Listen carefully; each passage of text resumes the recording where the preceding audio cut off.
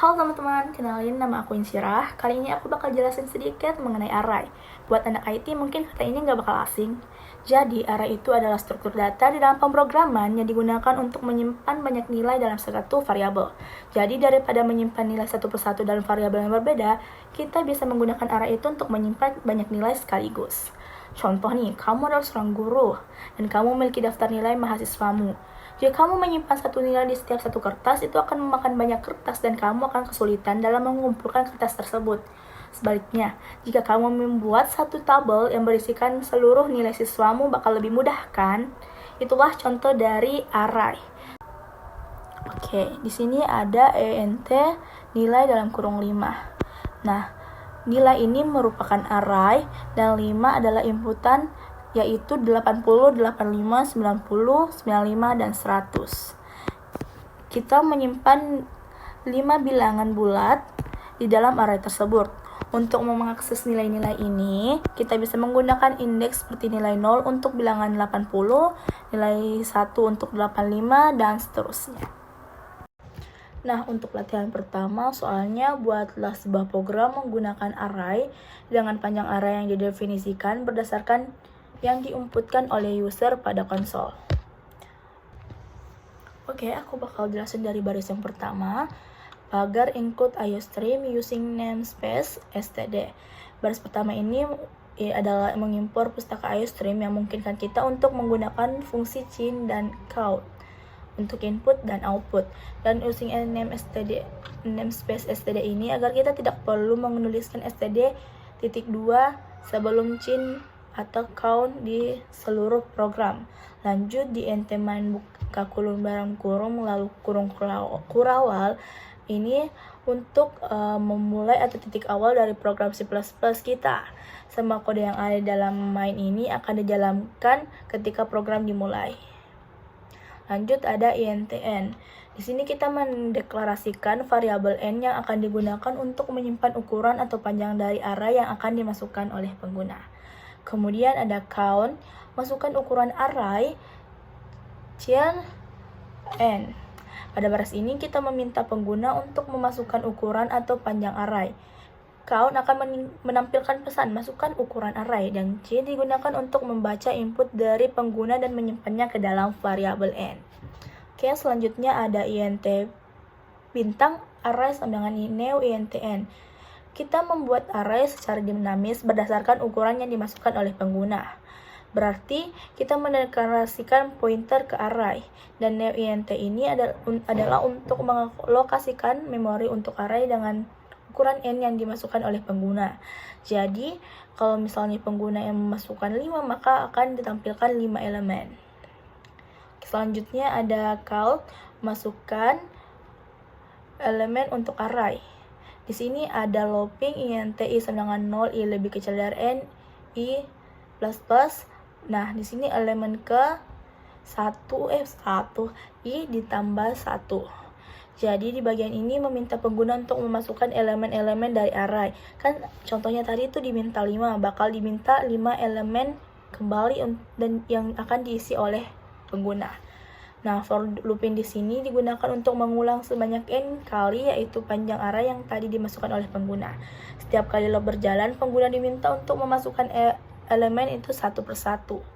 Dan setiap elemennya ini akan disimpan di array buka kurung i. Oke, lanjut. Kemudian ada count, isi array yang dimasukkan. Nah, di bagian ini digunakan untuk menampilkan kembali elemen-elemen yang sudah dimasukkan oleh pengguna ke dalam array. Sama seperti di atas, kita akan menggunakan for loop untuk mengakses setiap elemen di array dan kita menampilkannya dengan count. Oke, di baris terakhir ada return 0 atau 0. Di akhir program, kita akan menggunakan kode ini untuk menandakan bahwa program berjalan dengan sukses dan selesai. Nah, untuk hasilnya akan keluar di barisan pertama itu masukkan ukuran array. Di sini aku isi dengan angka 5. Kemudian setelah aku enter, akan muncul teks baru di mana masukkan 5 elemen untuk array. Untuk elemen pertama aku mengisi 2 dan sampai 5 aku isi dengan angka 5. Setelah itu Program kemudian akan menampilkan teks dengan isi array yang dimasukkan, di mana array 0 sama dengan 1, array 1 sampai 2, dan seterusnya. Berarti program yang kita jalankan berhasil. Soal nomor 2, buatlah sebuah program dengan penjumlahan 5 bilangan bulat, positif atau negatif yang diinputkan oleh user pada konsol. Oke, pertama ini aku udah jelasin di durasi sebelumnya. Lanjut, di sini int bilangan, koma total sama dengan 0. Kita mendeklarasikan dua variabel, di mana bilangan adalah tempat kita untuk menyimpan setiap angka yang akan dimasukkan oleh pengguna, dan total diset ke 0.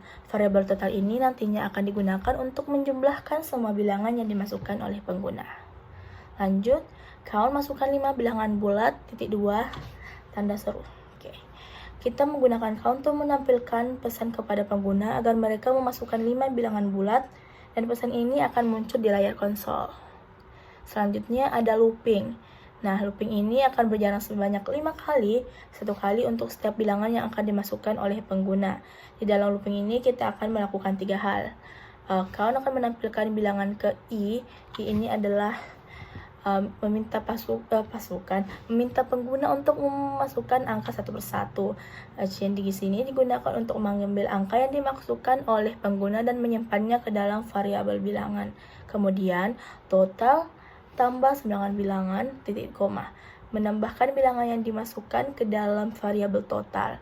Dan inilah caranya agar dapat menjumlahkan setiap bilangan secara bertahap.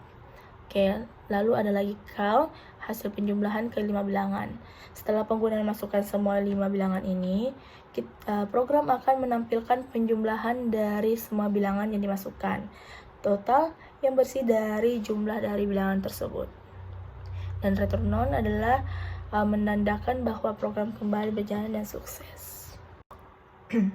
Untuk hasil outputnya itu, di sini kata pertama yang akan ditampilkan adalah masukkan 5 bilangan bulat. Nah, lalu ada bilangan ke-1, aku isi pakai angka 30, bilangan kedua ada angka minus 10, angka ketiga ada 28, angka keempat ada 24, dan angka terakhir, angka kelima adalah min 7. Setelah di enter, hasil selanjutnya akan menampilkan hasil penjumlahan ke 5 bilangan. Sini adalah angka 65.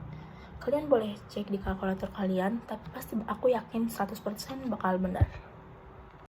Oke, itu tadi sedikit penjelasan mengenai array dari aku. Semoga bermanfaat, dan jika ada kesalahan mohon dimaafkan karena kita di sini sama-sama belajar. Sekian dan sampai jumpa.